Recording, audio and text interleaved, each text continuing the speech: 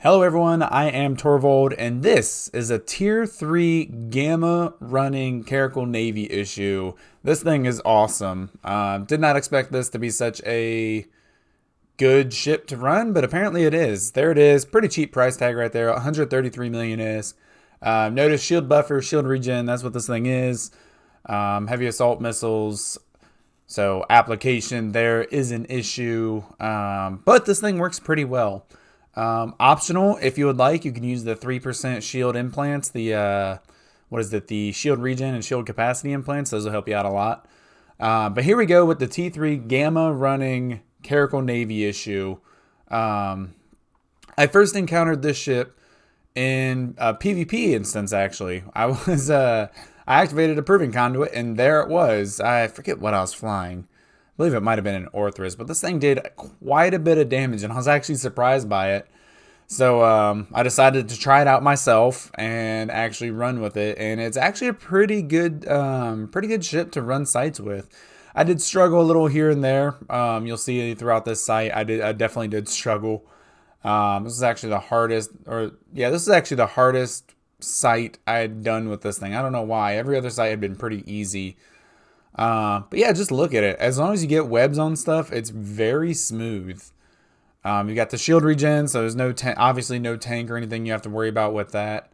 And then whatever you're hitting, you gotta have webs on because you are using heavy assault missile launchers. So application is a thing. But yeah, really smooth. I don't know. I was really surprised when I came upon this ship. And normally you don't see stuff like this. I don't know. I guess Vex or Navy issues, those are probably more common. But yeah, you don't see many faction ships running the Abyss. And once I saw this thing, I was like, all right, I got to try that because that looks fun. And it was. I've tried before the same concept with a Caracal, a regular Caracal. And making it through T3s was actually a toss-up of whether I got lucky spawns or not. And it was a very low chance of success. But this thing actually was doing pretty good. I did quite a few runs with it and had some success. So it's really entertaining for Abyssal PvP. You're most likely going to die. However, it's still fun to try. And who knows, maybe you get an empty room and you get some crazy good loot out of that PvP cache. But overall, for a tier 3 runner, I would rate this ship pretty decent.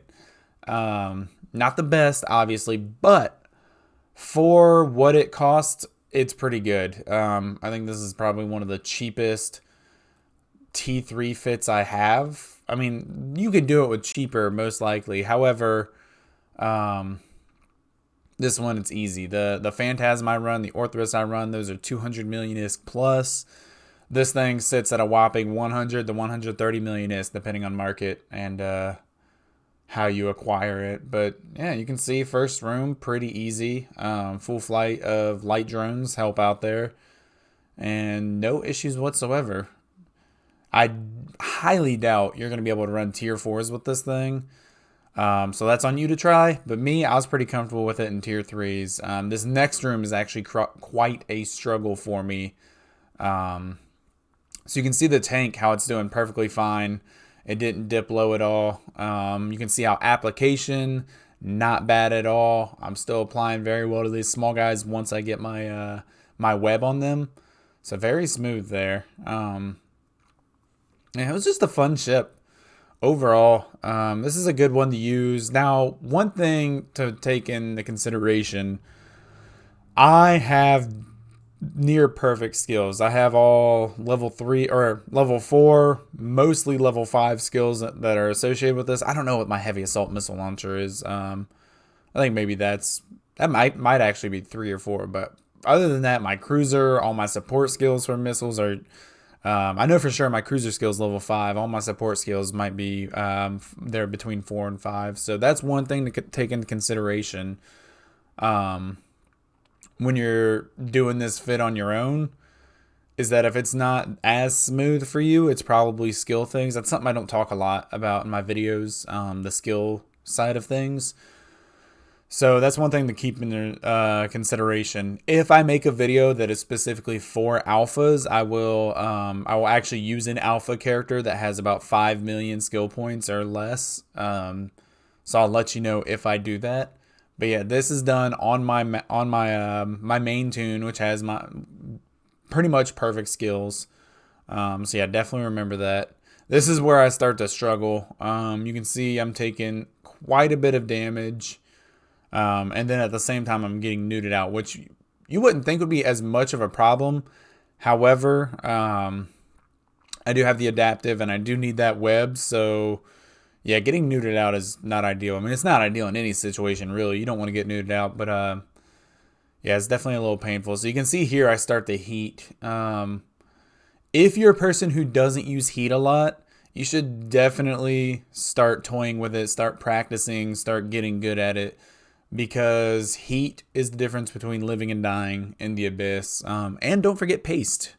There's another important fact. Don't forget paste. Because after you heat, definitely got to repair your modules. Look for those skills that'll help your heat. Thermodynamics, and then nanite interfacing and whatnot to reduce your repair time on modules. But yeah, you'll definitely want to get used to using heat in the Abyss, especially if you're using a fit like this, which is kind of a budget fit. Yeah, you'll be playing with heat a little bit. As you can see, I'm dipping into low shields here, and yeah, I want to start heating and bring these NPCs down faster.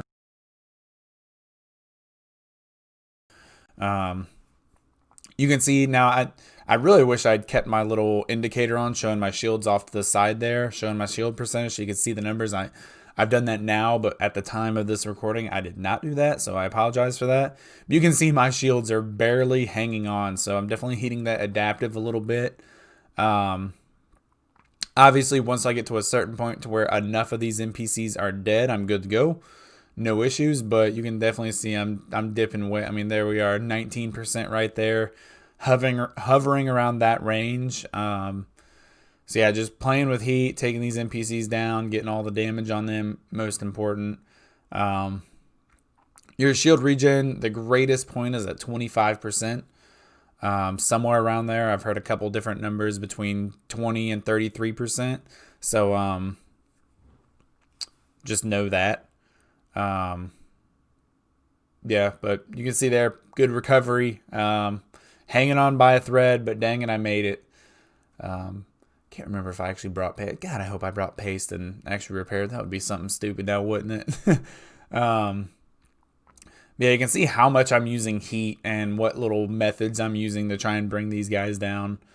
Very, very important. I cannot stress heat enough. If you think heating's too risky, there we go. Okay, I did bring paste and I did use it. Good to use on the repairs. You can see my repair time. I got 50 seconds. On the rapid light missile launchers, that's, it's a lot easier to repair because you've got that long reload time. On these heavy assault missile launchers, you got 5 seconds for repair time. So you're going to be trying to repair as much as you can whenever you're not using your missiles. So keep that in mind. Yeah, you can see how poorly my shields did. And on top of that, I've got to let my shields regenerate and do as much repairing as I can between now and the next room. So I'm doing pretty good on time. I'm doing really good on time. I'm first 2 rooms down in under 10 minutes. So as I say, my go-to is no more than 5 minutes a room.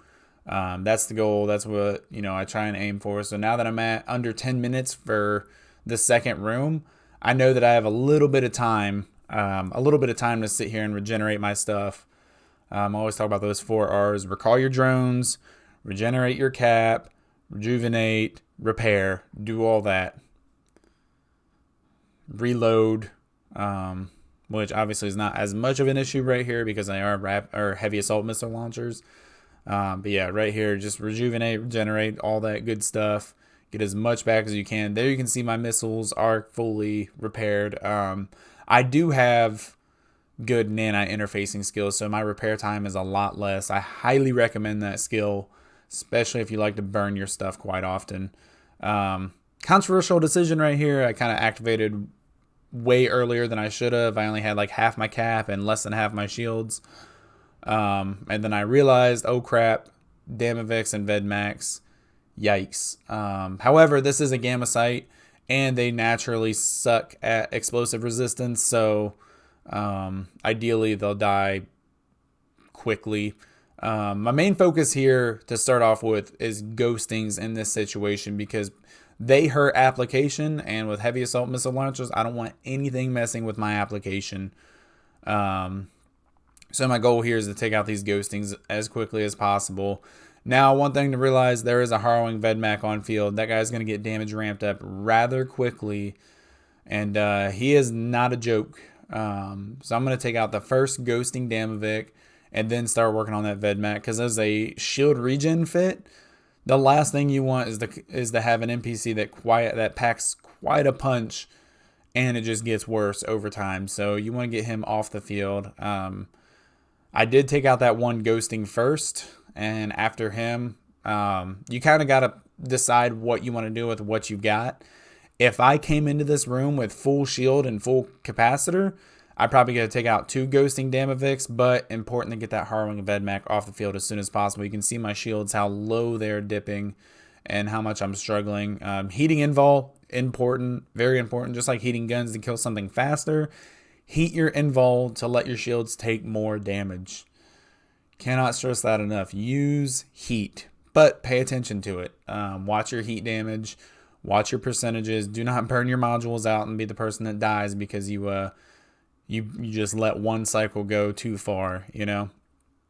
Now that I'm at this point, though, with nothing but Damaviks left, even though my shields are quite low, no worries, really. Yeah, it's rather simple from here on out.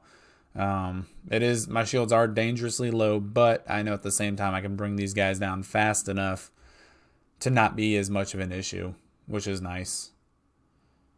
Would hate to have to sit here and get through all the stuff I've done only to die to a bunch of Damaviks.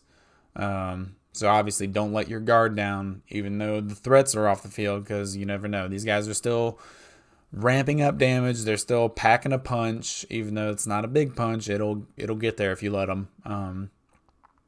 2 left, no issues. Now I know I'm safe.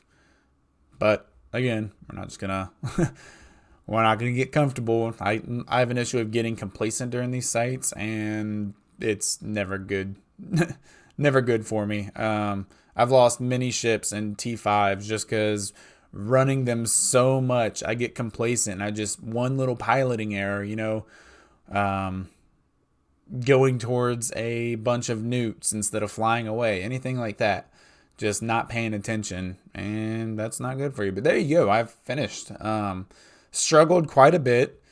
One thing to realize, I did not have any shield implants in during this, so those would have helped a lot, actually. 3% shield capacity and 3% shield regeneration are actually really good and really important to have. And they're cheap. They're like 20 million or less per implant. So no reason not to use them. Just a little bit of extra safety net there, even though they're almost half the cost of your ship. But there you go. There's a T3 Gamma Caracal Navy issue. It works. It's a lot of fun. Try it out. If you have any questions, comments, concerns, or feedback, please leave me a comment. I will hopefully answer anything you have. And if there's something else you would like to see, let me know and I will work on it. Thank you all so much for watching, and I will see you in the abyss.